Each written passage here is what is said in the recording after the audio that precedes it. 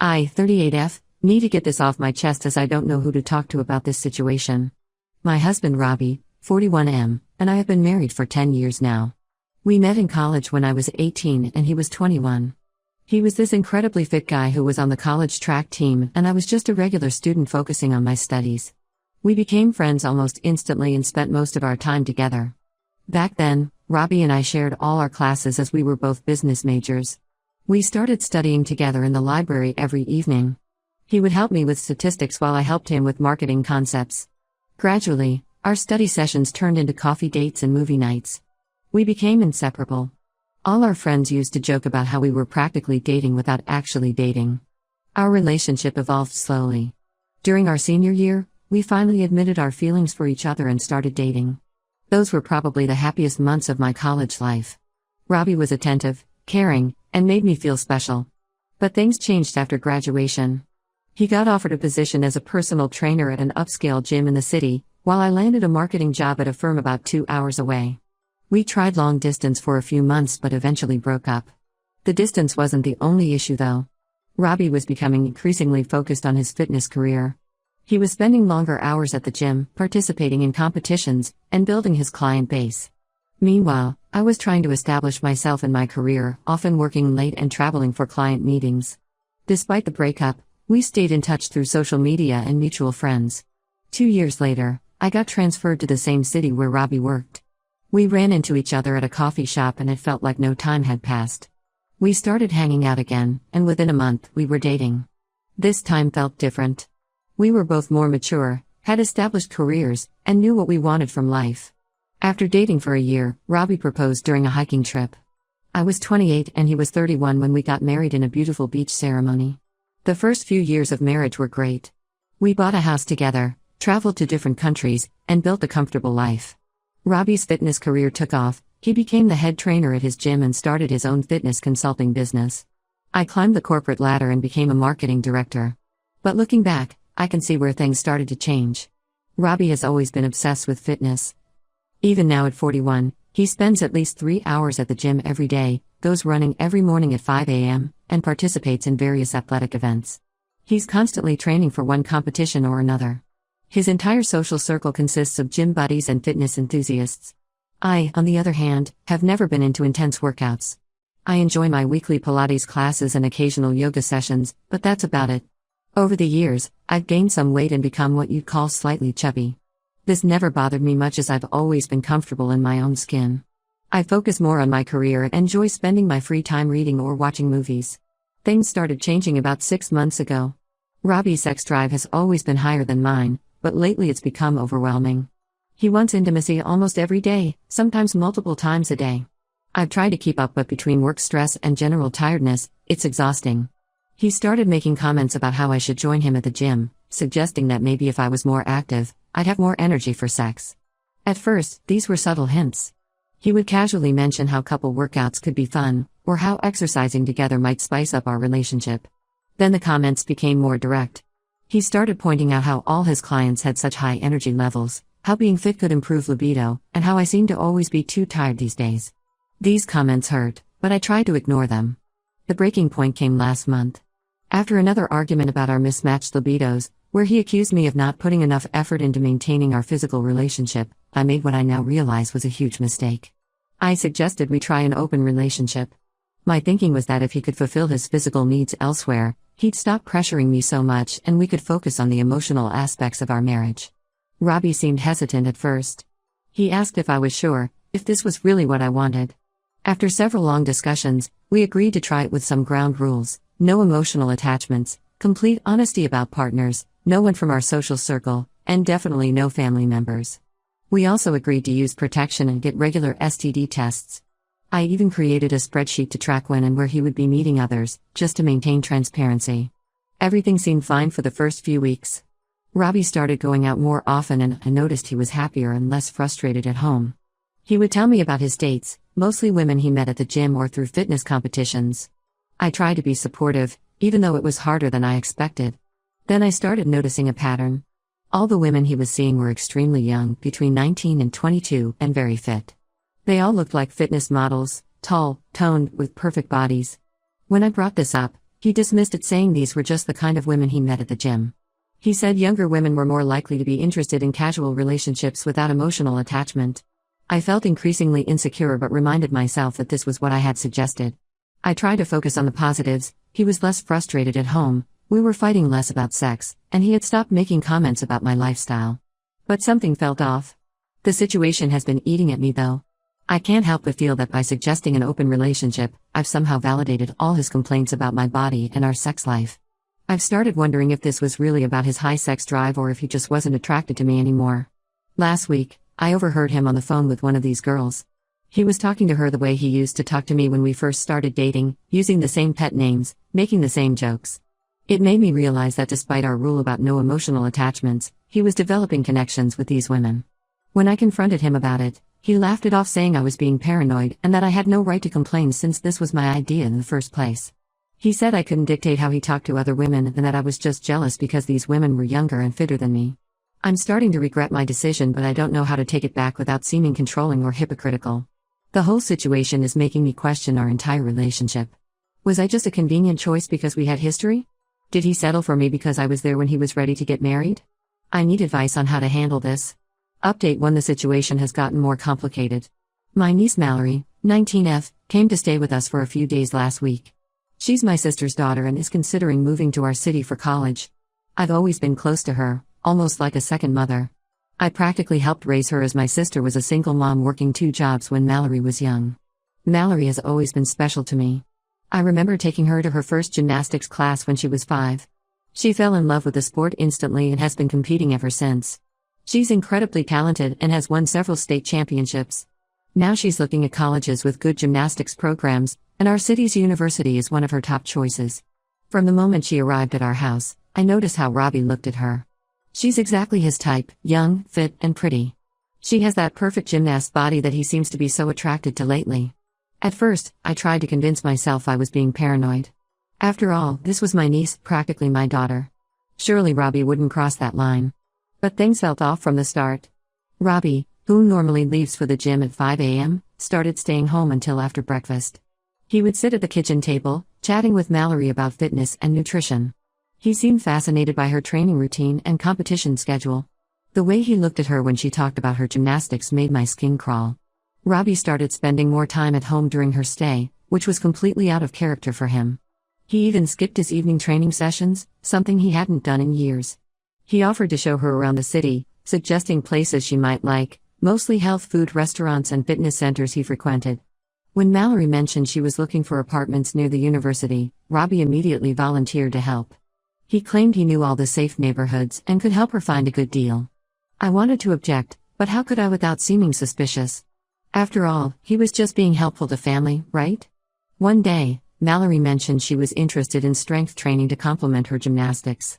Robbie's eyes lit up. He suggested she could use our home gym instead of paying for a gym membership. He offered to create a training program specifically for her, something he usually charges his clients hundreds of dollars for. I started making excuses to work from home, not wanting to leave them alone together. I would purposely sit in the living room, which has a clear view of our home gym through the glass doors. I noticed how Robbie would find excuses to spot her during exercises, his hands lingering a bit too long when correcting her form. Then came the incident that confirmed all my fears. I had a meeting I couldn't skip, but I managed to leave work early. When I got home, I found them in our home gym. Robbie was standing behind Mallory, his hands on her waist, supposedly showing her proper form for squats. But the way they were positioned, the way they jumped apart when they saw me, it wasn't professional at all. Mallory looked embarrassed and quickly went to her room, while Robbie acted like nothing had happened. He casually asked about my day, but I could see a slight flush on his face. That night, after Mallory went to bed, I confronted him about it. He got defensive immediately. He accused me of being jealous and possessive, saying I was seeing things that weren't there. When I pointed out how inappropriate it was for him to be so hands-on with my teenage niece, he scoffed. He reminded me again that I was the one who wanted an open relationship, as if that somehow justified his behavior with Mallory. I brought up our rule about family members being off-limits.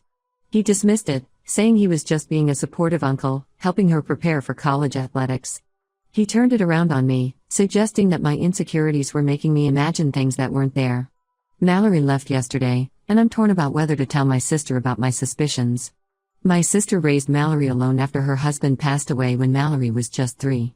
She's worked so hard to give Mallory a good life, and I don't want to create family drama based on what might just be my own insecurities. But I can't stop thinking about how Robbie's behavior changed during her stay. The way he looked at her during meals, how he always seemed to find reasons to be in whatever room she was in, how he offered to drive her places when I could have done it. I've started checking his phone when he's in the shower, which I know is wrong, but I'm desperate to know if anything happened between them.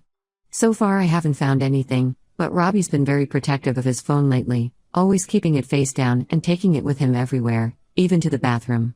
The whole situation has made me physically ill. I can barely sleep at night, wondering if I'm just being paranoid or if my husband is actually attracted to my teenage niece. The worst part is that even if nothing physical happened between them, I can't unsee the way he looked at her. I can't unhear the flirtatious tone in his voice when he talked to her. My sister called this morning to say that Mallory is seriously considering accepting the offer from our city's university. The thought of her living nearby, potentially coming over frequently, makes me break out in cold sweat. I don't know how to protect her without revealing my suspicions. Update 2: my worst fears were confirmed yesterday in the most devastating way possible. I found out about Robbie and Mallory, and the reality was even worse than my suspicions. I was using Robbie's iPad to check our shared calendar when a video notification popped up. The preview showed Robbie's gym, and at first I thought it was just one of his workout videos that he often records for his clients. My hands were shaking as I opened it. The timestamp showed it was from during Mallory's stay with us. The video showed Robbie and Mallory in what looked like the gym's storage room. They were making out intensely, and Robbie's hands were all over her. I felt physically sick watching my husband kiss my teenage niece, someone I had helped raise, someone who called me auntie and came to me for advice. The video was barely a minute long, but it was enough to destroy everything. I could hear them whispering to each other, planning to meet again. Mallory giggled the same way she did when she was a little girl excited about something. But this wasn't innocent excitement, this was my husband corrupting my niece. I sat there for hours, the iPad in my lap, waiting for Robbie to come home. When he finally walked in from the gym, he immediately noticed something was wrong. Before he could say anything, I turned the iPad toward him and played the video. The color drained from his face. At first, he tried to deny it. He claimed the video must be old, that I was mistaken about who was in it. When I pointed out the timestamp and Mallory's distinctive gymnastics team jacket, he switched tactics. He blamed me. He actually had the nerve to say that I was the one who wanted an open relationship, that I pushed him away with my lack of interest in sex and fitness. Then came the most disgusting part. He tried to justify it by saying Mallory came onto him. He said she had been flirting with him since she arrived, that she was mature for her age, that she understood him in ways I never could. He claimed he tried to resist, but she was persistent. My blood boiled hearing him try to blame a teenage girl for his predatory behavior. I lost it completely. I screamed at him that she was barely an adult, that she was family, that we had specifically agreed family was off limits. I reminded him that he had known her since she was a child, that he had attended her gymnastics competitions, that he was supposed to be a trusted uncle figure to her. He shot back that age wasn't an issue since she was legal, and that I couldn't dictate who he could be with since I was the one who suggested opening the marriage. He said that if I had been more attentive to his needs, more interested in fitness and health like Mallory was, none of this would have happened. I called my sister immediately. I couldn't bear to tell her over the phone, so I asked her to come over. When she arrived and saw the state I was in, she knew something was terribly wrong. I showed her the video, and her reaction was heartbreaking. She collapsed into a chair, sobbing uncontrollably. We confronted Mallory together. At first, she denied everything, but when we showed her the video, she broke down. She confessed that Robbie had been flirting with her since day one of her visit. He told her how mature she was, how she wasn't like other girls her age. He complimented her body, her dedication to fitness, her discipline. He made her feel special and grown up. It turned out he had been texting her since her visit, making plans for when she moved here for college. He had even suggested helping her find an apartment in his building, where he kept a separate apartment for his clients who needed to stay overnight before competitions. My sister was torn between pressing charges and keeping this quiet to protect Mallory's reputation. Mallory begged us not to go to the police, saying she was embarrassed enough already and didn't want this to affect her college prospects or gymnastics career. Robbie had the audacity to text me later that night, saying we could work this out if I was willing to be more understanding. He suggested that maybe this was a wake-up call for me to take better care of myself, to be more like the women he was attracted to. I blocked his number immediately. I've moved out of our house and am staying with a friend. I contacted a divorce lawyer first thing this morning. When I told her about the video, she advised me to save multiple copies as evidence. She said that while the relationship might have been legal due to Mallory's age, the fact that it happened with a family member and started during her stay in our home could help my case in the divorce proceedings. Update 3: The divorce is proceeding well. After everything came out, my entire family cut ties with Robbie. My sister considered pressing charges, but Mallory begged her not to, saying she was embarrassed enough already and didn't want this affecting her future. She started therapy to deal with what happened and decided to attend college in a different city, far away from here. These past 2 months have been a roller coaster. Robbie tried to paint himself as the victim, telling everyone that I forced him into an open relationship because I didn't want to sleep with him anymore. He claimed that he was just exploring his options within the boundaries we had set, conveniently leaving out the part about family members being off limits. Some of our mutual friends actually sided with him. They said I should have expected something like this to happen when I suggested opening the marriage. A few even suggested that by not keeping myself fit like Robbie, I had basically pushed him toward younger, fitter women. These people are no longer in my life. I've moved in with my sister temporarily while the divorce proceedings continue. My lawyer thinks we have a strong case, especially with the video evidence. She's confident we can get a favorable settlement. The house was mostly paid for with my money anyway, as Robbie spent most of his earnings on gym equipment and fitness competitions. Robbie has been dating even younger women openly now, trying to show everyone how happy he is. Last week, I heard he's already moved a 20-year-old fitness instructor into our house. My friends who still go to his gym tell me he's been extra affectionate with her in public, probably trying to prove that he's moved on. The hardest part has been dealing with family gatherings. Mallory hasn't been able to face anyone since this happened. She skipped several family events and my sister says she cries herself to sleep some nights. The guilt is eating her alive, even though we've all told her that Robbie was the adult who should have known better. My sister and I have grown closer through this ordeal. She's been my rock, letting me stay with her, helping me pack my things from the house, and supporting me through the legal proceedings. She says she doesn't blame me for what happened, but sometimes I catch her looking at me with this sad expression that breaks my heart. I won't deny that suggesting an open relationship was a mistake, but I refuse to accept blame for his choices. He could have said no to my suggestion, or he could have respected our boundaries. Instead, he chose to betray not just me but our entire family.